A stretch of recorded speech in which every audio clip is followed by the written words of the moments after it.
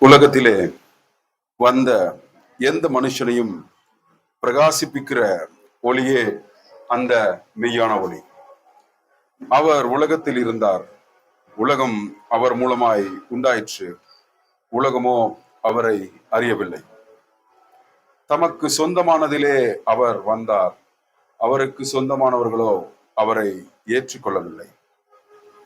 அவருடைய நாமத்தின் மேல் விசுவாசம் உள்ளவர்களாய் அவரை ஏற்றுக்கொண்டவர்கள் எத்தனை பேர்களோ அத்தனை பேர்களுக்கும் தேவனுடைய பிள்ளைகளாகும்படி அவர்களுக்கு அதிகாரம் கொடுத்தார். தேவனுடைய பிள்ளைகளாகும்படி அவர்களுக்கு அதிகாரம் கொடுத்தார்.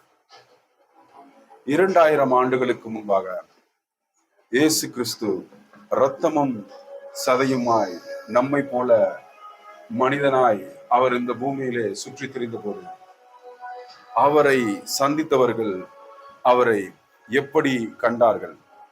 அவரை என்னவாக பார்த்தார்கள்? அவரை நம்பினார்களா இல்லையா?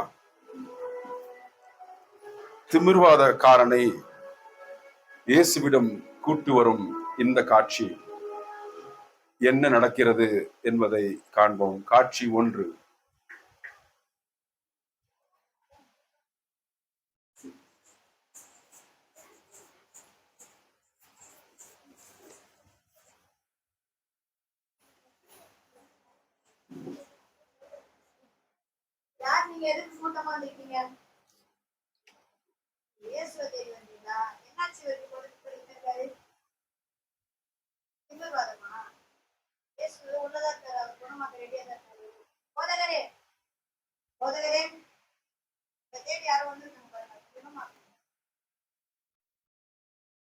உன் பாவங்கள் உனக்கு மன்னிக்கப்பட்டது.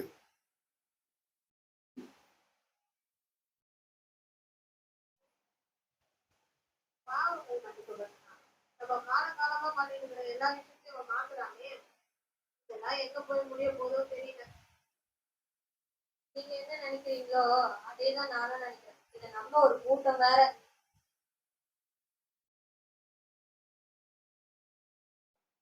இவர்கள் எண்ணங்கள் பொல்லாதவைகளா இருக்கிறது. உன் பாவம் மன்னிக்கப்பட்டது என்று சொல்வதோ, நீ சுகமானா என்று சொல்வதோ எது எளிது? எனக்கு இயேசு கிறிஸ்துவாகிய எனக்கு பாவத்தை மன்னிக்க அதிகாரம் உண்டென்பதை இவர்கள் அறிந்தே ஆக வேண்டும். மகனே, நீ உன் படுக்கையை எடுத்துக்கொண்டு உன் வீட்டிற்கு போ. திமிர்வாதக்காரன் சுகமாகி எழுந்து நடந்து போவதை அந்த ஜனம் கண்டது. அதை கண்டு ஆச்சரியப்பட்டு மனுஷருக்கு இப்படிப்பட்ட அதிகாரத்தை கொடுத்த தேவனை மகிமைப்படுத்தினார்கள்.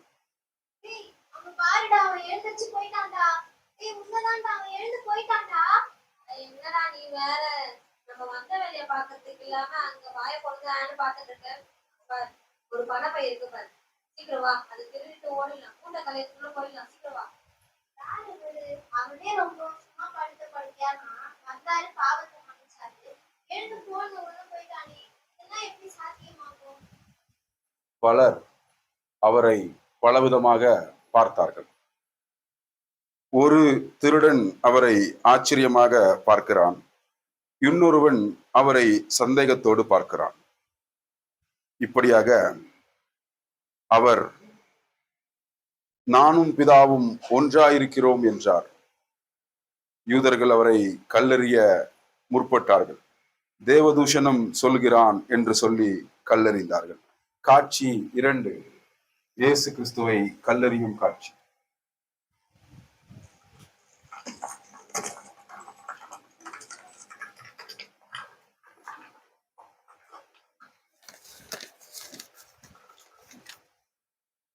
இயேசு அவர்களை பார்த்து, எதற்காய் என் மீது கல்லெறிகிறீர்கள்? அநேக நற்கிரியைகளை உங்களுக்கு காண்பித்தேன், அவைகளில் எந்த காரியத்தின் நிமித்தம் என் மேல் கல்லெறிகிறீர்கள் என்றார். அவர்கள் அவரை மலையிலிருந்து தள்ளிவிட முயற்சித்தார்கள். அவரோ அவர்கள் நடுவில் இருந்து கடந்து போய்விட்டார். இயேசு செய்த அற்புதத்தையும் இயேசுவுக்கு நடக்கும் காரியத்தையும் இந்த இரு திருடர்களும் எப்படி ஏற்றுக்கொள்கிறார்கள், என்னவாக சிந்திக்கிறார்கள் என்பதை இப்பொழுது பார்ப்போம். காட்சி 3. 2 திருடர்கள் நடந்து சென்று பேசிக்கொள்கிறார்கள். சுரேஷே, சுரேஷே, டேய் சுரேஷே, என்னடா ஆச்சு உனக்கு? நேத்து என்னடா திருட போன இடத்துல திருடுறதுக்கு இல்லாம வாயை பொறந்து பார்த்துட்டு இருக்க. இங்க என்னன்னா செலவரி வந்துட்டு இருக்க. என்னதான் ஆச்சு உனக்கு? உனக்கு புரியுதா இல்லையா? அவன் எவ்வளவு வருஷமா படுத்த படுக்கையா இருந்தான். வந்தாரு, பாவத்தை மன்னிச்சாரு, எழுந்து போன உடனே அவன் வீட்டுக்கு போயிட்டான். இதெல்லாம் பார்க்காத மாதிரி எப்படி சாதாரணமா இருக்க? ஏன் இதெல்லாம் இன்னுமா நம்பின்னு இருக்கிற? அவரே ஆட்களை கூப்பிட்டு நாடகம் நடத்திருக்கிறாரு, அதை வேற நீ பாத்துட்டு இருக்க. இதே மாதிரி நீ பண்ணிருந்தேன்னு வச்சுக்கோயேன், சோத்துக்கு என்ன பண்றது? 2 திருடர்களும் என்னமோ இருக்கு. இயேசு கிட்ட சொன்னா இவன் வேற திட்டுவானே. டேய், அங்க வாட, கூட்டமா இருக்கு, அங்க போய் திருட்டான். ஒருவன் இயேசுவை ஆச்சரியத்தோடு பார்க்கிறான், மற்றொருவன் சோத்துக்காக தொடர்ந்து திருட பார்க்கிறான். இப்படியாக பலர் இயேசுவை பலவிதமாக பார்த்தார்கள். எவிரு என்ற ஒருவன் தன் மகளின் சுகத்திற்காய் இயேசுவை சந்திக்க வருகிறான். இயேசுவை சந்திக்க வரும் காட்சி 4. பொண்ணுக்கு வேற உடச்சு, நீ எந்த டாக்டர் கிட்ட கொண்டு போனாலும் உன் பொண்ணை காப்பாற்றிட்டு உன் பொண்ணு செத்துருவாங்க. எனக்கு திருட்டதே அந்த ஒரு பொண்ணு தான், நான் எப்படி அந்த பொண்ணை காப்பாற்றுவேன்?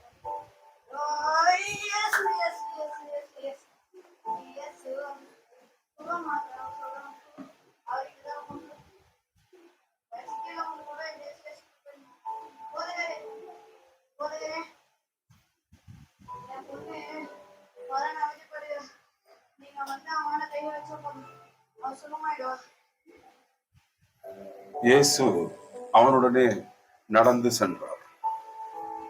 என்ன எதுக்கு நான் இயேசு கிட்ட கூப்பிட்டு வந்த?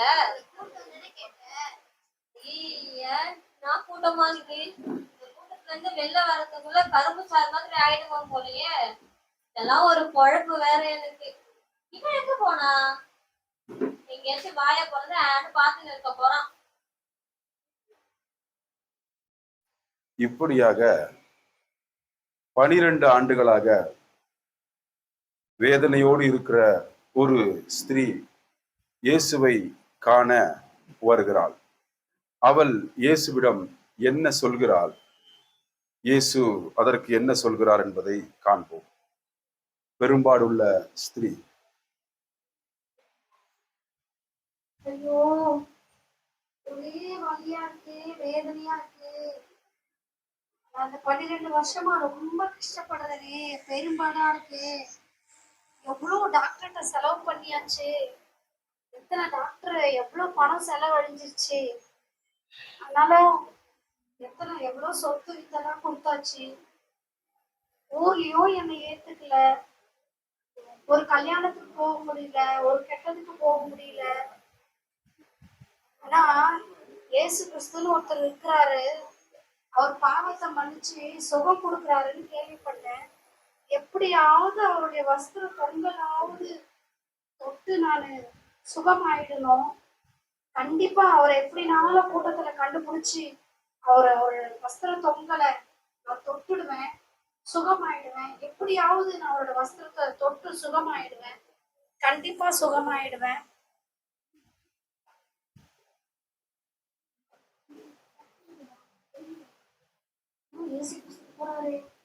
ஐயோ, கொஞ்சம் வழி விடுங்களேன், வழி விடுங்களேன், கொஞ்சம் கூட வழி விடுங்களேன்.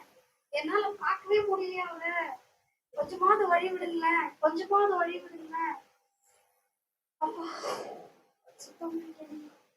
சுகமாயிட்டேன், வெள்ளனா இருக்கிறனே. என் வஸ்திரத்தை தொட்டது யார்?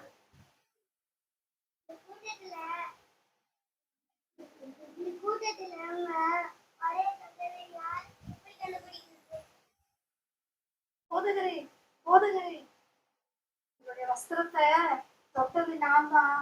12 வருஷமா ரொம்ப பெரும்பாடும் வேதனையும் வலியுமா இருக்குது.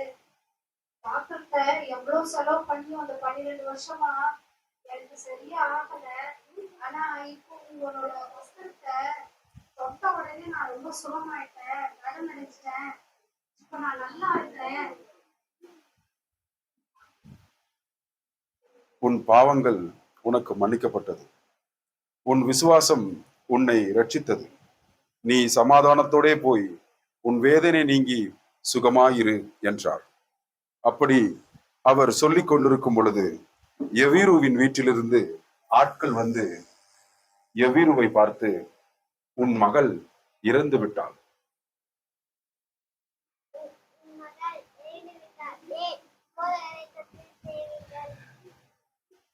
உன் மகள் இறந்து விட்டால் போதகரை ஏன் தொந்தரவு செய்கிறீர்கள் என்றார். அதற்கு இயேசு எவீருவை பார்த்து, பயப்படாதே, விசுவாசத்தோடு இரு என்றார். காட்சி முடிந்தது.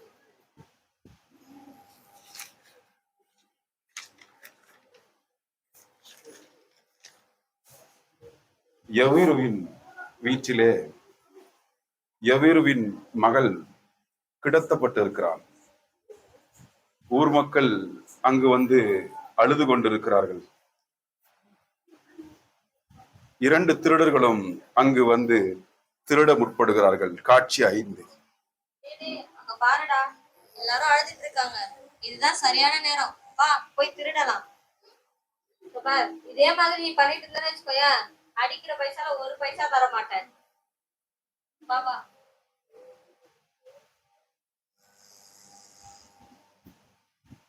இயேசு அவ்விடம் வந்து, இவள் மரிக்கவில்லை, தூங்கிக் கொண்டிருக்கிறாள் என்றார். அதை கேட்டு அவர்கள் இயேசுவை ஏளனம் செய்து சிரித்தார்கள். இயேசு அவர்களை பார்த்து, அனைவரும் வீட்டை விட்டு வெளியே போங்கள்.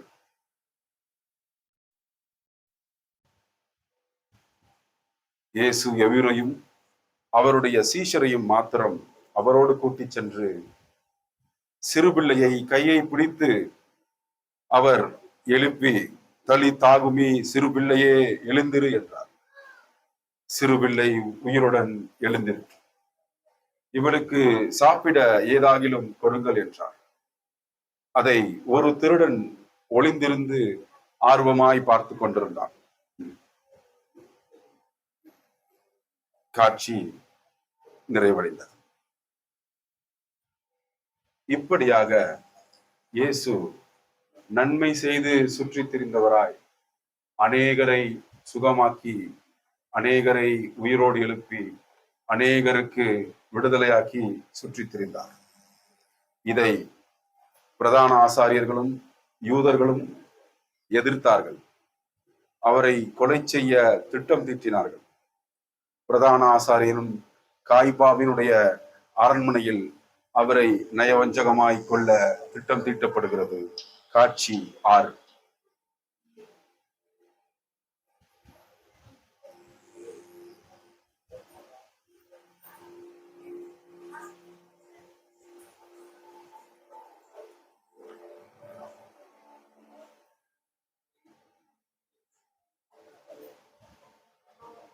அவரை தந்திரமாக கைது செய்து கொலை செய்ய காய்பா அவரை தந்திரமாக கைது செய்து கொலை செய்ய வேண்டும் என்று திட்டம் தீட்டினார். யூதாசும் 30 வெள்ளி காசுகளை வாங்கி கொண்டு இயேசுவை காட்டி கொடுக்க துணிந்தான். யூதாஸ் இயேசுவை முத்தம் செய்து காட்டி கொடுக்கும் காட்சி. காட்சி 7.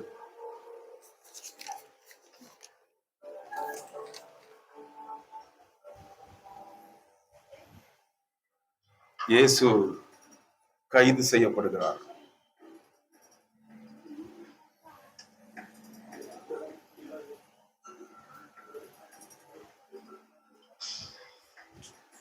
திருடர்களும் கைது செய்யப்படுகிறார்கள்.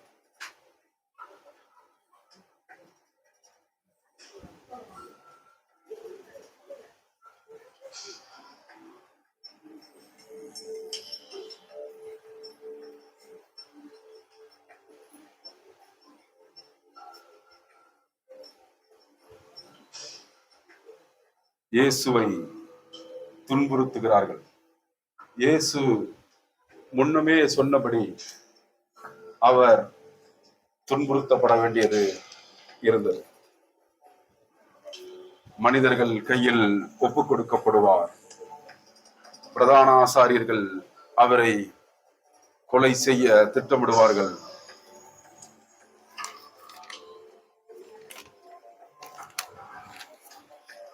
மத்தேயு 16:21 சொல்லப்பட்டபடி வேதபாரகரால் பல பாடுகள் பட்டு கொலையுண்டு 3ஆம் நாளிலே எழுந்திருக்க வேண்டும் என்பதை அவர் முன்னமே சொல்லியிருந்தார்.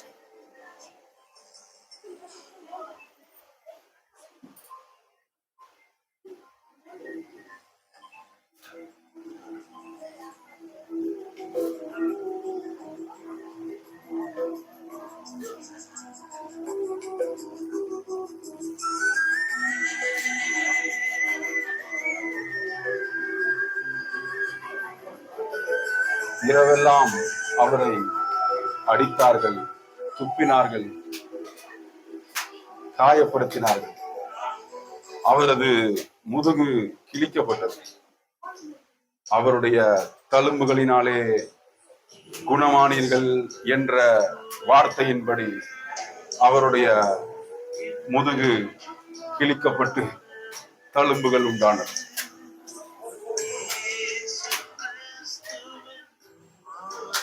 எருசலேமுக்கு போகிறோம், மனுஷகுமாரன் பிரதான ஆசாரியரிடத்திலும் வேதபாரகரிடத்திலும் ஒப்புக் கொடுக்கப்படுவார், அவர்கள் அவரை மரண ஆக்கணைக்குள்ளாக தீர்ப்பார்கள் என்று அவர் முன்னமே சொல்லியிருந்தார்.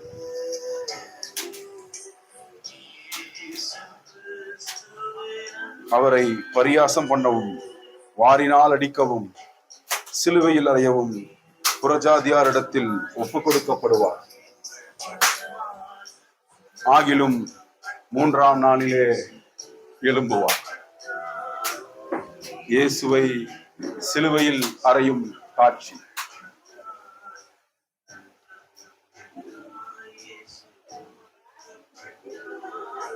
அவரை சிலுவையில் அறைந்தார்கள். 2 கள்ளர்களையும் அவரோடு கூட சேர்த்து சிலுவையில் அறைந்தார்கள்.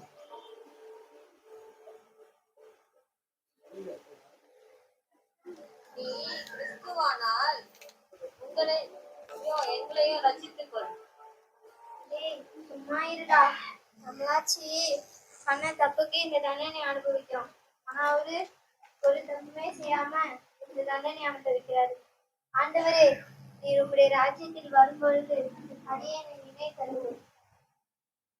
நீ இன்று என்னுடனே கூட பரதீசில் இருப்பாய் என்று மெய்யாகவே மெய்யாகவே உனக்கு சொல்கிறேன் என்றார். சிலுவை காட்சி முடிவடைந்தது. அவரை ஏற்றுக்கொள்ள அந்த திருடன் என்ன செய்தான்?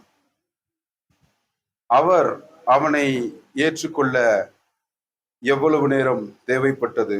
என்ன தேவைப்பட்டது? ரட்சிக்கப்பட அந்த திருடன் என்ன செய்தான்?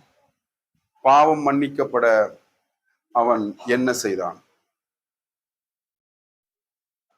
பாவம் மன்னிக்கப்பட்டு ரட்சிக்கப்பட்டவர்களுடைய வாழ்க்கை எப்படி இருக்கிறது என்பதை சாட்சிகளின் மூலம் கேட்போம்.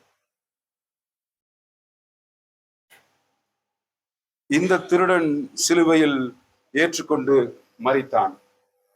இங்கு அநேகர் அவரை ஏற்றுக்கொண்டு ரட்சிக்கப்பட்டு உயிருடன் விடுதலையின் ஜீவியம் வாழ்க்கை செய்து கொண்டிருக்கிறார்கள். இவர்களுடைய சாட்சிகளை நாம் கேட்போம். சாட்சி 1, பயத்திலிருந்து விடுதலை அடைந்த சாட்சி.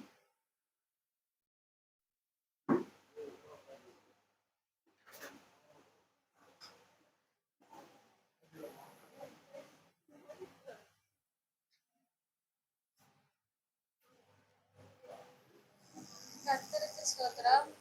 நான் பயப்படுவேன். ஃபர்ஸ்ட்ல யார்கிட்டயாச்சும் பேசணும்னா இல்லைன்னா கூட்டமா இருந்தாலே ரொம்ப பயந்துட்டே இருப்பேன். என்கிட்ட தைரியமா பேசவும் மாட்டேன். அப்போ நான் ஒரு வசனத்தை பிலீவ் பண்ணேன். பயப்படாதே, நான் உன்னுடனே இருக்கிறேன் அப்படின்ற ஒரு வசனத்தை. அந்த வசனத்து மூலமா எனக்கு அந்த பயம்லாம் நீங்கிச்சு.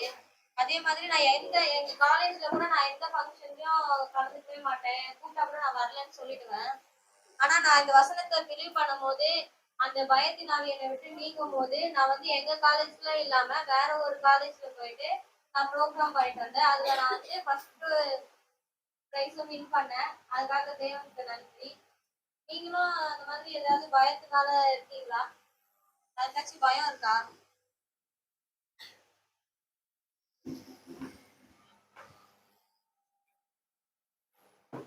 யாரெல்லாம் பயத்தினால வாழ்க்கையில எந்த விதமான பயத்தினாலும் இருக்கலாம், அவங்களுக்காக நீங்க ஜெபம் பண்ணுங்க. அநேகர் இப்போ உங்க ஜெபத்தை பார்த்துட்டு இருக்காங்க. சோ அவங்களுக்காக நீங்க ஜெபம் பண்ணுங்க.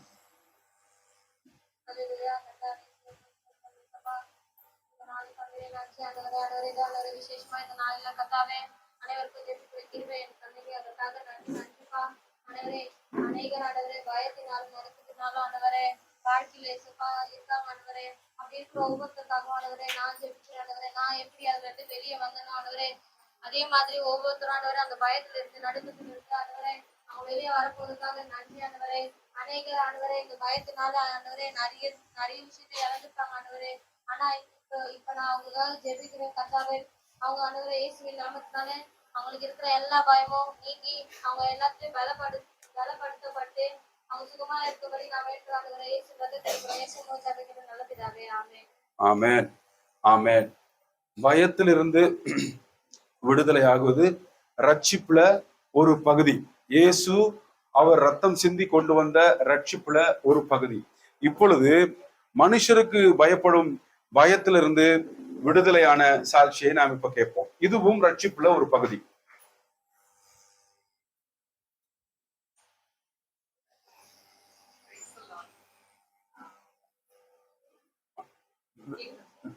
சத்தமா பேசுங்க. ஆக்சுவலி நான்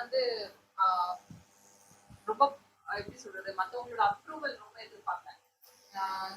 மத்தவங்களுக்கு பிடிச்ச மாதிரி இருக்குமா, அவங்களுக்கு பிடிக்குதா அப்படின்றது ரொம்ப எதிர்பார்ப்பேன். எனக்கு என்ன வேணும் அப்படின்றத ஆண்டவர் என்கிட்ட என்ன எதிர்பார்க்கிறாரு, என்னோட அடையாளம் என்ன ஆண்டவர் கிட்ட அப்படின்ற ஒரு நினைப்புக்குள்ள போகாமே அப்படியே இருந்தது ஆண்டவர் என்னைய அவரை ட்ரஸ்ட் பண்றதுக்கு, அவரை நம்பி நான் இருக்கிறதுக்கு அவர் எனக்கு சொல்லி கொடுத்திருக்காரு வசனத்தின் மூலியமா. ஆமா, பயப்படாதே நான் உன்னோட கூட திடமனதா இரு, உன்னோட இருக்கேன் அப்படின்ற வசனம். அப்புறம் எந்த சூழலையும் என்னால எதுவுமே பண்ண முடியாது அப்படின்ற ஒரு தாட் இருந்துச்சு. ஆனா என்னால பண்ண முடியும் அப்படின்றது, என் கையை பிரயாசத்தை ஆண்டவர் ஆசீர்வதிக்கிறேன் அப்படின்னு அவர் சொன்ன வார்த்தை எனக்கு அது ரெவலேஷனா மாறினதுனால நான் பிலீவ் பண்ணி நான் இப்ப எது செஞ்சாலுமே ஆண்டவர் எனக்கு அது ஒரு பயங்கர ஒரு பிளெஸிங்கா அவரை மாத்தி கொடுக்கறத நான் பாக்குறேன். சின்ன சின்னதா சோப்ஸ் பண்றதா இருக்கட்டும், ப்ரௌனிஸ் பண்றதா இருக்கட்டும், குக்கிங்ல இருக்கட்டும், எதுவா இருந்தாலும் அது ஆண்டவர் எனக்கு ரொம்ப அழகா பிளஸ் பண்ணி கொடுக்கறதுனால நான் அந்த கையின் பிரயாசத்தை ஆசீர்வதிப்பேன் அப்படின்ற ஒரு அந்த வார்த்தை எனக்கு மேனிஃபெஸ்ட் ஆகிறத நான் பாக்குறேன். அதே போல வார்த்தையை பிடிச்சு நான் நிக்கிறேன் அப்படின்னு சொல்றதுக்கு ஒரு சின்ன எக்ஸாம்பிளுக்காக இந்த ஒரு சூழ்நிலையை சொல்றேன். என் கணவருக்கும் இன்னொருத்தவங்களுக்கும் ஒரு கான்வர்சேஷன், ஒரு பேச்சு போயிட்டு இருக்கு. அது கொஞ்சம் ரொம்ப சூடான ஒரு கான்வர்சேஷனா போகும்போது அந்த சூழ்நிலை வரும்போது எப்பவுமே எனக்கு ஒரு மனசு படபடப்பு இருக்கும். ஆனா ஆண்டவரோட வார்த்தை உனக்கு எதிராக உருவாக்கப்படும் எந்த ஆயுதமும் வாய்க்காதே போகும் அப்படின்ற அந்த வசனம் எனக்கு அது ரெவலேஷனா மாறும்போது அந்த அந்த இடத்துல அது நடக்கும் போது நான் வேற ரூம்ல உட்கார்ந்துட்டு நான் ஆண்டவரோட வசனத்தை மட்டும் சொல்லி, அப்போ பிசாசு என் மைண்ட்ல இல்ல நீ பொய் சொல்ற அப்படின்னு சொல்லும் போது, இல்ல என் தேவனோட வார்த்தை மட்டுமே சத்தியம் அப்படின்னு சொல்லிட்டு அந்த வசனத்தை திருப்பி திருப்பி நான் அது அறிக்கையிடும் போது அந்த சூழ்நிலை மாறுறதை நான் பார்த்தேன். அந்த சூழ்நிலை மாறி ஒரே வாரத்துல அது சுத்தமா மாறி அதுக்கப்புறம் அந்த தர்க்கமே இல்லாத இடத்துக்கு வரைக்கும் போயிடுச்சு. சோ ஆண்டவர் அவ்வளவு அழகா சூழ்நிலைய அவரோட வசனத்தை மட்டும் நம்ம பிடிச்சு நம்ம அதை ஜெபம் பண்ணோம் அப்படின்னா அவர் வந்து அந்த சூழ்நிலையை மாத்துறதுக்கு அவர் பெரியவரா இருக்காரு. சோ நம்ம ஒண்ணே ஒண்ணுதான், அவரோட வார்த்தையை பிடிச்சு அதை நம்பி அதையே பிடிச்சு சூழ்நிலை என்ன சொன்னாலும் நம்பாம ஆண்டோட வார்த்தை மட்டுமே சத்தியம் அப்படின்னு நம்பி இருக்கிறது நம்மளுக்கு அது ஆஹ் ரொம்ப பெரிய பிளெஸிங்கா இருக்கும். ஆமா. ஆமென். Thank you, thank you. இயேசு கிறிஸ்து சிலுவையில மரித்து நம்மளுடைய பாவத்தை முற்றிலுமாய் போக்குனது 2000 ஆண்டுகளுக்கு முன்பாக நின்று போயிடல. இன்றைக்கும் அதனுடைய சாட்சிகள் ஜீவனோடு நடந்து கொண்டிருக்கிறார்கள். அதை தான் நாம இப்போ கேட்டுக்கிட்டு இருக்கோம். நாம பார்த்தது வெறும் டிராமா மாத்திரம் இல்ல, ரத்தம் சிந்தினது வெறும் ஒரு எங்கேயோ நடந்து முடிஞ்ச கதை இல்ல. இன்றும் அந்த ரத்தம் நம்மை குறித்து நன்மையானதை பேசிக் கொண்டிருக்கிறது. இப்படியாக தம் வாழ்க்கையில கடன்ல இருந்து விடுதலையான ஒரு சாட்சியை நாம இப்ப கேட்போம். இயேசு கிறிஸ்துனுடைய ரத்தம் இவர்களுக்கு என்ன செய்தது அப்படிங்கிறத கேட்போம். கர்த்தருக்கு நன்றி. எனக்கு திருமணமாகி 18 வருஷம் ஆகுது. ஆனா வந்து முதல் வருஷத்துல வந்து என்னோட நகைகள்லாம் நாங்க வச்சு அதுலதான் நாங்க நிறைய விஷயங்கள் நடத்தினோம். அதுக்கப்புறம் ஃபுல்லாவே கடன் தான். 17 வருஷமா கடன் கடன் கடன், எது எடுத்தாலும் கடன் தான். எங்க வீட்டுக்காரர் முதல் வாங்குறது லோன் தான், முதல் போய் உட்காருவாரு ஃபர்ஸ்ட். அந்த மாதிரி எல்லா விஷயங்களுக்கும் இந்த 17 வருஷமா பயங்கர கடன்கள் தான். நான் போன வருஷத்துல ஆர்ஜிஎம்ல வந்துட்டு அந்த மாசத்துக்கான கிளாஸ் வந்து அவரு சிலுவையில், அவர் ஐஸ்வர்யவானா இருந்தும் அவர் சிலுவையிலே தரித்திரர் ஆனார் சொல்லி அந்த வசனத்தை நான் வந்து என்னோட கடனுக்காக நான் எடுத்துக்கிட்டேன். இனிமே நான் இந்த கடன் வாங்க மாட்டேன் அப்படின்னு சொல்லி அந்த வார்த்தைகள்ல நான் வந்து விசுவாசிச்சேன். அந்த வார்த்தையை நான் அடிக்கடி பேசுவேன், நான் சொல்லுவேன். அதை அடிக்கடி அந்த வார்த்தையை சொல்லி சொல்லி, நீங்க எனக்காக தரித்திரர் ஆகி நான் இனிமே கடனே வாங்க மாட்டேன். ஆனா எனக்கு 7 மாசத்துக்கான கடன் இருக்கு. ஆனா நான் கடன் வாங்க மாட்டேன்னு சொல்லிட்டேன். அந்த கடன்ல இருந்து அந்த நான் எந்த மாசம் சொன்னனோ அந்த மாசமே எனக்கு வந்து இந்த ஆர்ஜிஎம் பிரேயருக்கு தான் அப்ப ரெட்டில்ஸ்ல இருந்தது. கிளம்பிட்டு இருக்கிற ஒரு அம்மா வந்து உடனே கிளம்புனாங்க. நான் என்ன பண்றாங்க அப்படின்னு, நான் இல்ல நான் பிரேயருக்கு போறேன், நான் பிரேயர் விட மாட்டேன், நான் போய் ஆகணும் அப்படிங்கிறேன். இல்ல நீ வந்தேதான் ஆகணும்னு சொல்லிட்டு கரெக்டா டிசம்பர் மாசத்துல கூட்டு போய் 13,500 ரூபாய் கொடுத்து எனக்கு ஒரு மிஷின் வாங்கி கொடுத்தாங்க, டெய்லர் மிஷின். நான் எப்பவுமே யாருக்கிட்டையுமே வந்து கடன் தான் கேட்பேனே தவிர சும்மா நான் ஒரு ரூபாய் இது வரைக்கும் வாங்கினதே கிடையாது யாருக்குமே. அப்போ அந்த டைம்ல அந்த 13,500 ரூபாய் வந்து எனக்காக ஒருத்தவங்க செலவு பண்றாங்கன்னு எனக்கு கண்ணுல என்ன சொல்றதுன்னு தெரியல. அந்த அளவுக்கு ஒரு ஆச்சரியம், அதிசயம். இந்த வசனத்தை நான் படிச்சுட்டு அதை நான் விசுவாச அறிக்கைட்டதுனால அதை என் வாயில சொல்லி சொல்லி, நான் தரித்திரன் இல்ல, நான் கடன்காரி இல்லைன்னு சொல்லி, நான் ஐஸ்வர்யவானா இருக்கிறேன்னு சொல்லி, அவருடைய ரத்த சிந்தனாலே அவரு தரித்திரனா வந்து நின்னதுனால, தரித்திரனா அவர் ஏன் வந்து நின்னா, ட்ரெஸ்ஸே இல்லாம நின்னாரு. அப்ப அதை நான் என்னோட மைண்ட்ல கொண்டு வந்து அதை நான் நினைச்சு சொல்லுவேன், அவரே எனக்காக நீங்க தரித்திரரானீங்க அப்படி சொல்லிட்டு நான் சொல்லுவேன். இந்த மிஷின் வந்தது அதுல இருந்து எனக்கு என்னோட ஆசீர்வாதம் எல்லாம் ஓப்பன்ல ஃபுல்லாவே எல்லா டோரும் ஓப்பன் ஆச்சு. நான் 6 மாசமே எனக்கு ஒரு ஹை போஸ்டிங்ல நான் எதிர்பார்த்ததை விட அதிகமான சம்பளத்துல நான் வேலைக்கு போனேன். அதே மாதிரி அந்த 5 மாசத்தோட சம்பளம் எப்படி நான் அந்த கடனை கொடுத்து முடிச்சேன், அந்த 7 மாசத்து கடனை எப்படி கொடுத்து முடிச்சேன்னு எனக்கு தெரியல. அதே மாதிரி நிறைய புது பாத்திரங்கள், நிறைய ட்ரெஸ், இதெல்லாம் வந்து once upon a time before marriage தான் நான் 2000 ரூபாய் 3000 ரூபாய் 4000 ரூபாய்க்குலாம் ட்ரெஸ் எடுப்பேன். ஆனா நான் எப்போ ஐஸ்வர்யவானா இருக்கிறேன் அப்படின்னு சொல்லி நான் விசுவாசத்துல அறிக்கையிட்டனும், அதுல இருந்து நான் வந்து நிறைய பர்ச்சேஸ் தான், மாசம் மாசம் எங்க வீட்டுல பர்ச்சேஸ் தான். கர்த்தர் அந்த அளவுக்கு எங்களை நடத்தினாரு. அதே மாதிரி இன்னொரு விஷயம், ஒரு விஷயம் தான் சொன்னாங்க, நான் இன்னொரு விஷயமும் சொல்லிடுறேன். வர்ஷினிக்கு காலேஜுக்கு நாங்க அட்மிஷனுக்கு ஒரு இடத்துல போனப்போ அங்க வந்து 1.5 லட்சம் சொல்லிட்டாங்க, 2 லட்சம் சொன்னாங்க பிஎஸ்சி நர்சிங்க்கு. நாங்க ரொம்ப ஃபீல் பண்ணிட்டு வந்துட்டோம். அதுக்கப்புறம் நான் எந்த காலேஜுக்கும் போல. திடீர்னு ஒரு காலேஜ்ல இருந்து போன் வந்தது. போனா அந்த இடத்துக்கு போனா 85,000 இது வரைக்கும் வர்ஷினிக்கு வந்து 1ஆவதுல இருந்து 12ஆவது வரைக்கும் எந்த ஸ்காலர்ஷிப்பும் எதுவுமே அவ வாங்கினது இல்ல. ஒரே ஒரு காம்படிஷன்ல போய் 30 ரூபாய் செக் வாங்கி வந்தா. 30 ரூபாய் தான் அந்த செக் அவ வாங்கிட்டு வந்தது ஃபர்ஸ்ட். அதுக்கப்புறம் அவ எந்த ஸ்காலர்ஷிப்புமே வாங்கல. இந்த ஸ்காலர்ஷிப் அதுவும் பிசி நாங்க வந்து தேவனை மறுதளிக்க கூடாதுன்னு நாங்க வந்து கிறிஸ்டியன் கொடுத்தோம் சர்டிபிகேட். ஆனா 85,000 அதுவும் அந்த சென்ட் பீட்டர்ஸ் காலேஜ்ல 4 காலேஜ் இருக்குன்னா அதுல அவரோட ஓன் காலேஜ்லயே அவருக்கு வந்து சீட்டு கிடைச்சது. அதுவும் நான் எனக்கு 50,000 ஃபீஸ் கட்ட சொன்னாங்க. என்னை பார்த்ததும் நீங்க மாசம் மாசம் கட்டிடுங்க, 2,000 3,000 கட்டிடுங்க. எனக்கு கடனே இல்லாத எனக்கு எல்லா விஷயங்களும் ஆண்டவர் நடத்தின்னு வராரு. பயங்கர மிரக்கல் அவர் நடத்துற விதங்கள்லாம் சொல்லும் போது நான் ஒரு அடி எடுத்து வைக்கும் போதே அது அது அது அப்படியே நேர்த்தியா முடிச்சிடுறாரு. இப்ப கூட கொஞ்ச நேரத்துக்கு நான் அதை கண்டிப்பா நான் சொல்லணும். கரண்ட் போயிடுச்சு. இந்த அரச மர காத்தால நம்ம கரண்ட்டை பத்தி பேசவே இல்லை பாருங்க. சொல்லி முடிக்கிறதுக்குள்ள கரண்ட் போயிடுச்சு. ஆண்டவர் அந்த மாதிரி எல்லா விஷயங்களும் நடத்துறாரு. இந்த விசுவாசம் வந்து அந்த அறிக்கை எனக்குள்ளேயே இருக்கிறதுனாலதான் நான் இந்த வேத வசனங்கள்ல நிக்கிறேன்றதுக்கு எனக்கு வந்து ஒரு ப்ரூஃப்னு சொல்லலாம். கடன் பொறுத்த வரைக்கும் யார் யார் இருக்கிறீங்கன்னு எனக்கு தெரியல. இன்னைக்கு நான் அவங்களுக்காக செபிக்கிறேன். அன்பின் பிதாவே, ஆசீர்வதிக்கப்பட்ட இந்த மாலை நேரத்துக்காக நன்றி. உங்களுடைய செல்ல பிள்ளையாகி இயேசு கிறிஸ்துவ எங்களுக்காக நீங்க தரித்திரராய் எளிமையான மகனாய் ரத்தமும் சதயமாய் இந்த உலகத்துக்கு தந்தீங்கப்பா. அதனால நாங்க விடுதலை பெற்றோம்.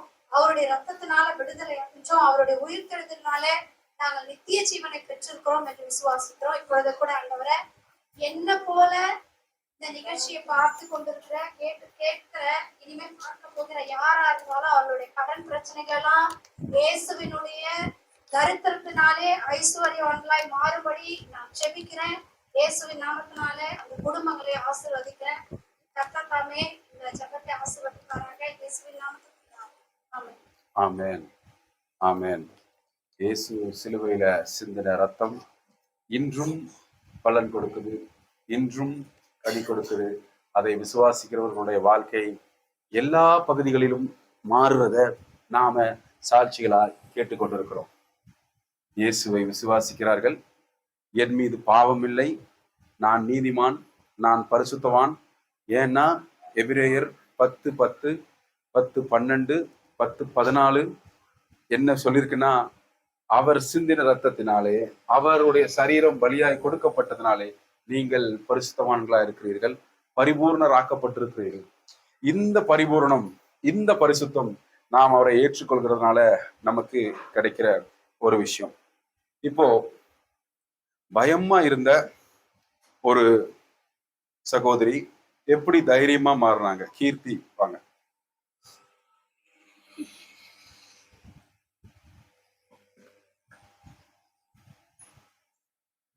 கத்தருக்கு சொல்றோம். நான் வந்து காலேஜ்ல செமினாரு அந்த மாதிரிலாம் எடுக்க சொன்னாங்கன்னா நாங்க போயிட்டு செமினார் எடுக்க மாட்டோம். எங்க டைம் வரும்பொழுது அதுக்கு முன்னாடி வர பிரேக்ல வந்து நாங்க போயிடுவோம். எங்கன்னா வெளியே போயிடுவோம், கேன்டீனுக்கு அந்த மாதிரி போயிட்டு. ஏன்னா வந்து பேச பயமா இருக்கும். அந்த விஷயத்த நாங்க கத்துக்கினா கூட மத்தவங்க முன்னாடி அந்த விஷயத்த எங்களுக்கு பேசுறதுக்கு வந்து ரொம்ப பயமா இருக்கும். அதனால வந்து நாங்க அந்த பீரியடே கட்டச்சிருவோம். ஆனா வந்து இப்போ வந்து எனக்கு எந்த வசனம் பேசுச்சுன்னா 2 கொரிந்தியர் 1:7 2 தீமோத்தேயு 1:7 வந்து என்ன சொல்றேன்னா, தேவன் நமக்கு பயமுள்ள ஆவியை கொடாமல் பலமும் அன்பும் தெளிந்த புத்திய உள்ள ஆவியை கொடுத்திருக்காரு அப்படின்ற வசனம் வந்து எனக்கு ரொம்ப ஸ்ட்ராங்கா அது வந்து பேசிட்டே இருக்கும். நான் எப்பவுமே அதை வந்து எந்த பயம் வந்தாலும் என்ன நான் வந்து கிளியரா இருந்தாலும் அந்த அந்த வசனம் நான் திரும்பி திரும்பி சொல்லி ப்ரேயர் பண்ணிப்பேன். இப்போ போன வாரம் வந்து எங்க கம்பெனில வந்து குவாலிட்டிகளுக்குலாம் வந்து செமினார் எடுக்கும் அப்படின்னு சொல்லிட்டு அப்படியே சொல்லிட்டாங்க. சரி ஓகே ப்ரிப்பேர்லாம் பண்ணிட்டேன். கொஞ்சம் நேரம் ஆக எனக்கு கொஞ்சம் லைட்டா பயம் வர ஆரம்பிச்சிச்சு. நான் வந்து இந்த வசனத்தை சொல்லி திருப்பி திருப்பி சொல்லி ப்ரேயர் பண்ணேன். ப்ரேயர் பண்ணிட்டு நான் போய் என்னோட இன்சார்ஜ் அவங்களோட இன்சார்ஜ் எல்லாம் இருக்காங்க, அவங்க எல்லாரும் முன்னாடியும் தைரியமா அந்த லெசனை எடுத்து முடிச்சுட்டு நான் சொல்லி முடிக்கிறதுக்குள்ள எல்லாரும் கிளாப் பண்ண ஆரம்பிச்சாங்க. சூப்பரா சொன்னாங்க. அந்த நேரத்துல எனக்கு ஏசப்பா பயப்படுத்தினாரு, தெளிந்த புத்திய கொடுத்தாரு. என்ன மாதிரி யாரெல்லாம் வந்து உங்களுக்கு பயமா இருக்கு, இந்த இடத்துல என்னால பேச முடியல, எனக்கு தெரியும் இருந்தாலும் என்னால அந்த இடத்துல பேச முடியல அப்படின்னு இருக்கீங்களோ அவங்களுக்கு நான் வந்து இப்ப ப்ரேயர் பண்றேன். உங்களுக்கு ஏசப்பா வந்து தெளிந்த புத்தியும்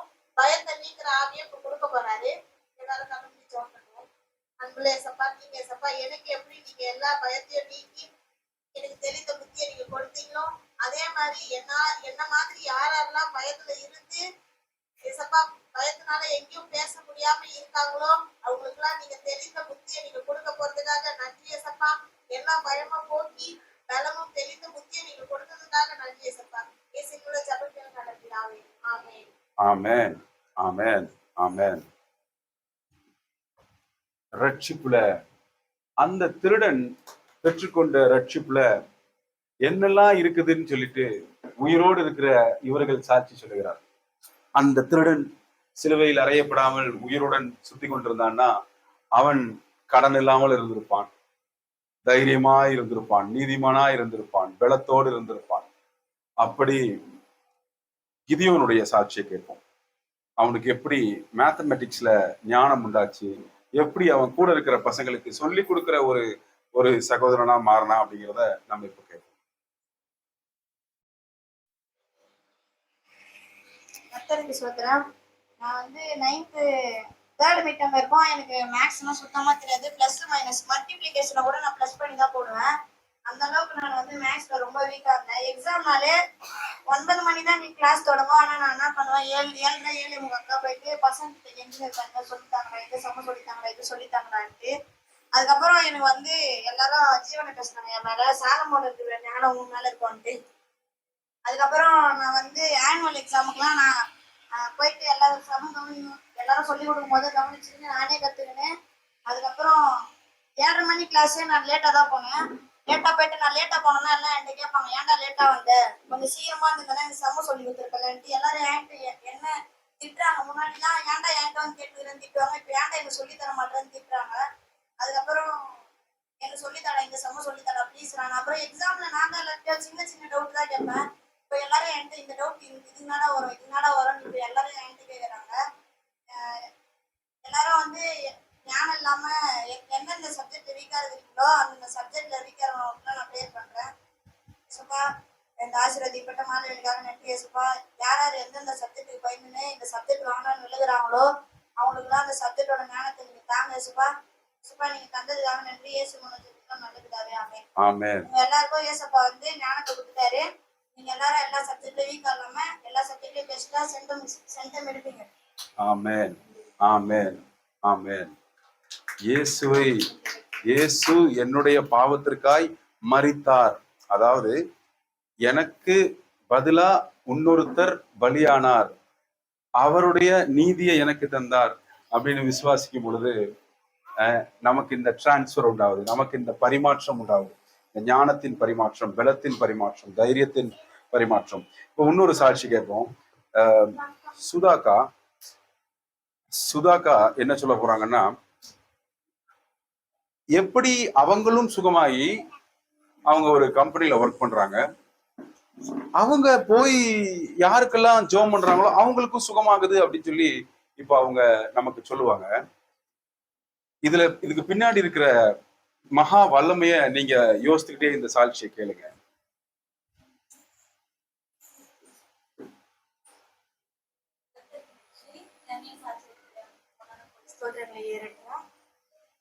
நான் வந்து ஃபர்ஸ்ட் டைம் வந்து கையிலுக்கு ஃபர்ஸ்ட் ஒரு ஆக்சிடென்ட் ஆச்சு 2000. அப்ப ஆகும்போது அவனுக்கு உயிரே இல்லை. கண்டெய்னர் லாரி ஃபுல்லோட அடிச்சதுனால அவனுக்கு உயிரே இல்லை. தண்ணி ஊத்துன தண்ணி கூட ரிட்டர்ன் வந்துருச்சு. அப்ப வந்து எல்லாம் சொன்னாங்க, பந்தலெல்லாம் போடுங்க, லைட் எல்லாம் போடுங்க, அந்த குழந்தை செத்து போச்சு அப்படின்ட்டாங்க. அந்த நேரத்துல பிரதர் சிஸ்டர் எல்லாருமே ட்ரை பண்ணாங்க. ஏன் கூட போன சிஸ்டர் பிரதரு சிஸ்டர் அப்ப வந்து எனக்கு தெரியாது, எனக்கு பார்த்ததே இல்லை. அந்த டைம்ல எனக்காக ட்ரை பண்ணாங்க. இதெல்லாம் குழந்தைங்க எல்லாம் கூட ட்ரை பண்ணாங்க உட்காந்து. தேவன் வந்து நான் ஒரே ஒரு சாட்சி சொல்லி வந்து கருவில் இருக்கும் போதே நான் வந்து அவனை வந்து கத்தருக்கு ஒப்புனேன். அந்த குழந்தைய வந்து நான் ஒப்புட்டேன்ப்பா, ஒரு ஜீவனுள்ள நாளெல்லாம் உனக்காக ஊழியம் செய்வான் அப்படின்னு சொல்லியிருந்தேன். அப்ப வந்து அந்த ஜபத்தை நான் வந்து அழவே ஒரு துணி கண்ணீர் கூட என் கண்ணு வரல. ஊத்தலுமே இன்னும் சல மாதிரி நிக்கிறான்னு சொல்றாங்க, அமைதியா இருக்கிறாருன்னு சொல்லியிருந்தாங்க. ஆனா நான் வந்து அமைதியா நிக்கிறேன். அப்ப நான் ஆண்டவர்கிட்ட மட்டும் பேசுறேன்ப்பா, நான் வந்து அந்த குழந்தைய உங்களுக்கு ஒப்பு கொடுத்துட்டேன்ப்பா, உயிரோட ஜீவனோட இருந்தா உங்களுடைய வந்து வசனத்தை சொல்லி அநேகரை வந்து உங்களுக்குள்ள நடத்துவாராச்சு. இல்லைன்னா நீ எடுத்துக்கிட்டே எடுத்துக்கோ, ஒரே வந்துதான் சொன்ன உடனே ஒரு 5 செகண்ட்லாம் அந்த தேவன் வந்து ஜீவனை கொடுத்தாரு. இன்றும் உயிரோட இருக்கிறான். கர்த்தர் வந்து பெரிய ஆபத்து தள்ளி விட்டுருக்காரு. அது மட்டும் இல்ல 2003 2004 எனக்கு வந்து ஃபீவர் கொரோனா வேக்சின் வந்து கம்பெனில போட்டாங்க. 3 வேக்சின் போட்டாங்க. 3 போட்டு நீங்க போட்டதான் வேலையில சேர்ப்பேன், இல்லைன்னா நீங்க வர வேண்டாம்னு சொல்லிட்டாங்க. 3 வேக்சின் போட்டதுனால எனக்கு வந்து கொரோனா சிம்டம்ஸ் மாதிரி வந்துச்சு. நல்லா இருந்தனால எனக்கு அவ்வளோ ஃபீவர் கூட வராது. அந்த மாதிரி இருக்கிற எனக்கு ஜுரம் வந்தது, இருமல் வர ஆரம்பிச்சது, தும்மல் வர ஆரம்பிச்சது. அப்புறம் ஒரு வாரத்துல பயங்கர எஃபெக்ட்ல ஃபீவர். அதான் திடீர்னு மூச்சே விட முடியல, மூச்சு எடுத்து வெளியே விட முடியல. அப்புறம் ஜெபிச்சப்பா எனக்கு வந்து சுத்தமா மூச்சு விட முடியலையே, நீர் கொடுத்த ஜீவனாச்சு இது, நீங்க தானே என்னோட நாசியை சொன்னீங்க, இதை வந்து என்னால வெளியே விட முடியலையே சொல்லிட்டு அழுது புலம்பி ஐநா வர ஈசைக்கு நானும் சொன்னேன். என்ன பண்ணாரு வந்து என் வீட்டுக்காரருக்கு சொன்னேன். அவருக்கு போய் அட்மிஷன் பண்ணிட்டாரு. ஒரே ஒரு ரெண்டாட் போட்டு ஒரே ஒரு பண்ணாங்க. போட்டு ஒரே இன்ஜெக்ஷன் பண்ணா ஒரு டேப்லெட் தான் போட்டுருக்காங்க. அவ்வளவுதான். நம்ம தேவன் ஜீவனோட இருக்கு. எனக்காக எல்லாரும் திரும்பவும் ஜெபிச்சாங்க எல்லா விஷயத்தையும் கேள்விப்பட்டு. அப்ப வந்து நம்ம தேவன் ஜீவனோட இருக்கிறார், நம்ம ஏன் இதெல்லாம் பண்ணணும்ட்டு ஒரு மாத்திரை மருந்து கூட இதுவரை நான் எடுத்துக்கவே இல்லை. 2 வருஷம் ஆகுது. திரும்ப அதே சிம்டம் வந்து 2004 வந்து, ஏன்னா நான் வேலை செய்யற இடம் வந்து நோக்கியா மொபைல் கம்பெனி. அங்க வந்து நிறைய கெமிக்கலு, நிறைய க்ளூ, கில்லர், ஐபி, நிறைய ஸ்மோக். அந்த மொபைல் சார்ஜர் மொபைல் எல்லாமே ரெடி பண்றதால அதெல்லாம் எரிஞ்சு புகை வரும். அந்த ஓவன் வேவ்னு சொல்லுவாங்க, அதுல இருந்தெல்லாம் பயங்கர புகை வரும். அதெல்லாம் போயிட்டு எஃபெக்ட் ஆகிட்டு சுத்தமா திரும்ப அதை சிம்டம் ஆகும். இந்த பத்தில நான் செகண்ட் டைமா போயிட்டு 2 டைமும் ஐநா வர ஏசியில காலையில கிளம்பிடுவேன். காலையில 8 மணிக்கெல்லாம் கொஞ்சம் ஜுரம் தான் இருக்கும். இருந்தாலும் கிளம்பிட்டு அப்படியே கை வச்சு யாருக்கு தெரிஞ்சவங்கிட்ட மட்டும் கை பிடிச்சிட்டு தெரியாதுங்கிட்ட கை காட்டினே ஜாமன்னு ஒரு ஐநா வர ஏசியில செகண்ட் ஃப்ளோர் ஃபுல்லாவே லேடிஸ் கார்டு. மொத்த பேரும் நான் போன ஒரு 3 நாள்லயே எல்லாருமே டிஸ்டர்ப் ஆயிட்டு ஐநா வர ஃபுல்லா பெட்டெல்லாம் காலியா இருக்கு. எல்லா டிபார்ட்மெண்ட்லயும் பார்த்தாங்க. தேவன் வந்து அந்த ஆசீர்வாதத்தை கொடுத்தாரு. அது மாதிரி சவிதா காலேஜ் போனாலும் அங்கேயும் டென்டல் ஹாஸ்பிட்டல் போனாலும் ப்ரே பண்ணுவேன். அந்த ஊழியத்தை கொடுத்துருக்காரு. அதே மாதிரி எங்க கம்பெனியில நிறைய பேருக்கு உடம்பு சரியில்லை ஏன்னாந்து வராங்க. அக்கா எனக்கு ப்ரே பண்ணுங்க, எனக்கு ஜுரமா இருக்குது, எனக்கு வயிறு வலியா இருக்குது. அதே மாதிரி வந்து கழிவு வச்சுட்டு இருக்காங்க, அவங்கள வந்து அப்பாட்ட நம்பர் வாங்கிக்கிட்டியா? அது மாதிரி கர்ப்பப்பையில கட்டி இருந்த என் ஃப்ரெண்ட் ஆபரேஷன் பண்ணி சொன்னாங்க. அவங்களுக்கும் கட்டி இல்லாம சரியாயிடுச்சு. அடுத்தது இன்னொரு ஃப்ரெண்டுக்கு நீர் கட்டி இருக்குது, இன்னொரு ஃப்ரெண்டுக்கு வந்து இளநியா இருந்தது. அவங்களால வந்து கேட்கல, ஏன்னா ஜாம் பண்ண நானே ஜாம் பண்ண அவங்களுக்கு கை நல்லா கை வச்சு ஜாம் பண்ணும்போது எல்லாருக்கும் நிறைய பேர் காண கம்பெனிலே விட்டு இருந்தாரு. இன்னும் நிறைய பேருக்கு தந்துலே இருக்காரு. எனக்கே தெரியாது, ஒண்ணுமே தெரியாது. இந்த வீடியோ உங்களுக்கு அனுப்புறோம், பாருங்க, திருப்பி பாருங்க. இதே மாதிரி உங்களுக்கு திருப்பி ஆண்டவர் தருவாரு. அந்த கிருபை தந்த தேவனுக்கு கோடி கோடி நன்றிகளை சொல்லுகிறது. அதே போல யாராருக்கு பலவீனமா இருக்கோ, சுகவீனமா இருக்கோ, அவங்க எல்லாருக்காகவும் அந்த நேரத்தில் செபிக்கிறேன். அப்பா சொல்றதுக்காக இந்த வேலையில பாடுபடி வந்திருக்காங்க. தகப்பன அநேகருக்கு இல்லாத சாக்கியத்தை நீங்க தந்தீங்க, அதுக்காக நன்றிப்பா. அப்பா இதற்காக உடைய தழும்புகளால் உங்களுக்கு சுகமானப்பா. எங்களுக்காக நீங்க காயப்படுத்தப்பட்டீங்க, நொறுக்கப்பட்டீங்க. அப்பா இதற்காக உங்களுடைய தழும்புகளால் சுகமானதுக்காக நன்றிப்பா. அப்பா சுகத்தை நீங்க உலகம் எங்கும் தந்ததுக்காக நன்றிப்பா. அநேகர் அறியாம இருக்கிறாங்கப்பா. அநேகருக்கு நாங்க தெரிவிக்கிற பிள்ளையா இருக்கு எங்களை மாற்றினதுக்காக நன்றி தகப்பன. அற்புதங்கள் செய்யுங்க, அதிசயங்கள் செய்யுங்க, எல்லாத்தையும் செய்து கொண்டே இருக்கிறீங்களா? நன்றிப்பா. ஆமென், ஆமென், ஆமென்.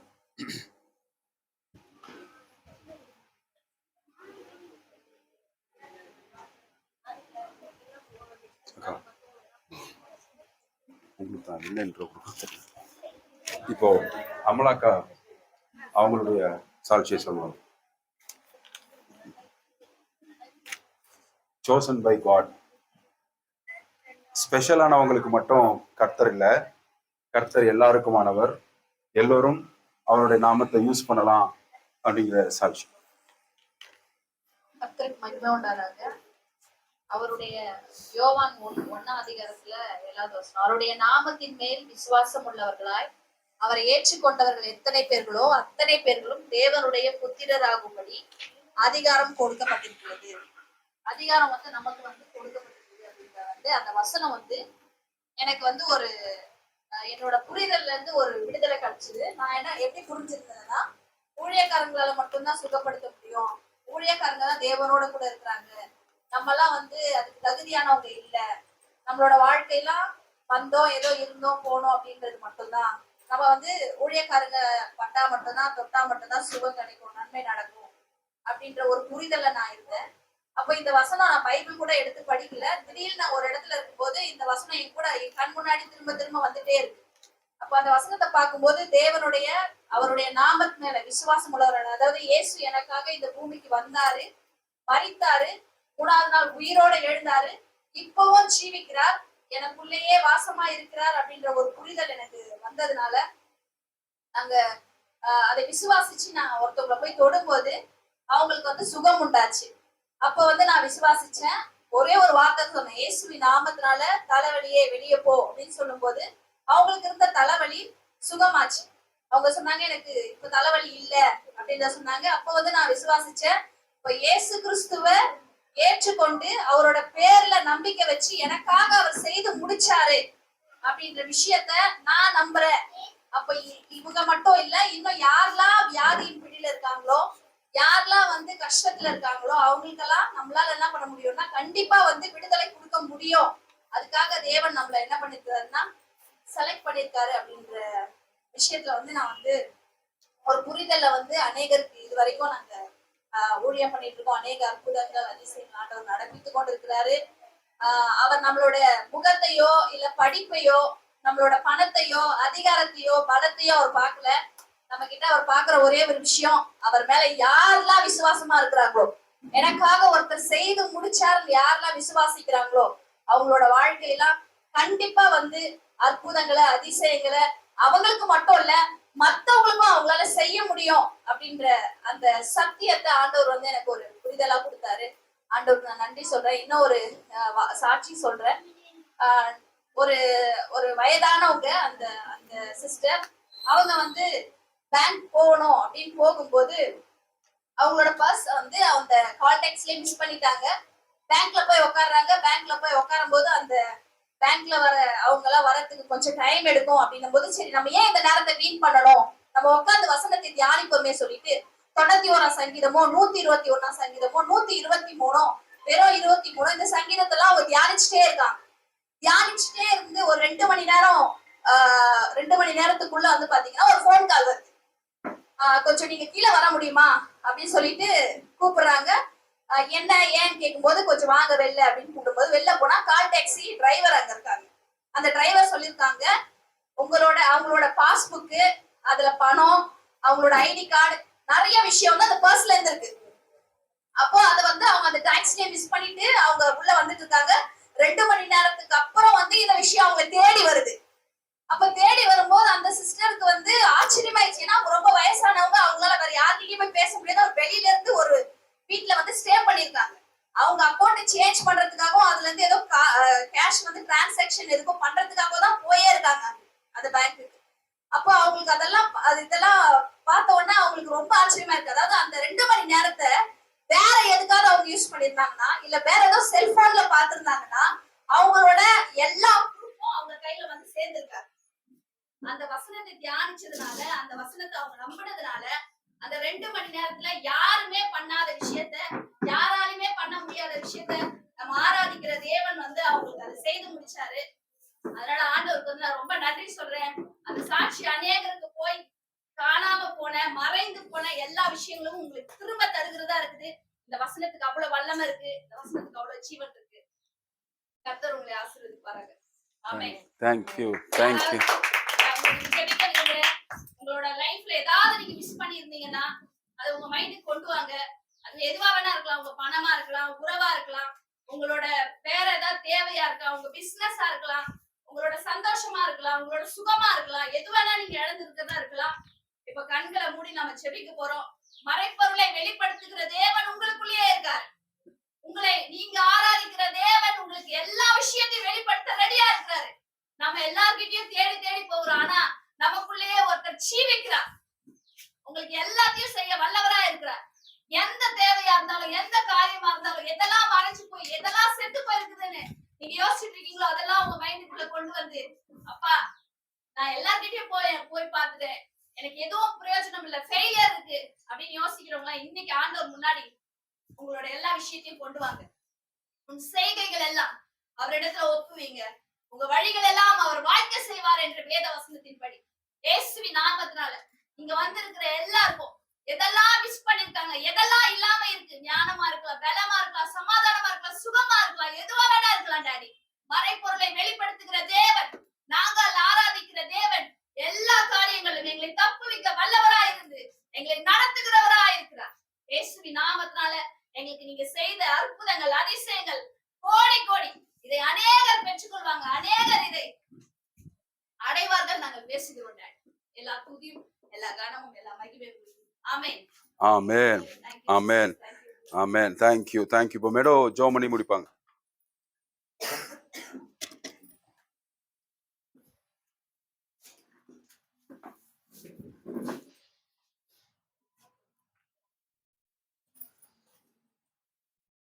நன்றி. நீங்க மத்தியில நீங்க அசைவம் கொண்டிருக்கிறதுக்காக நன்றி.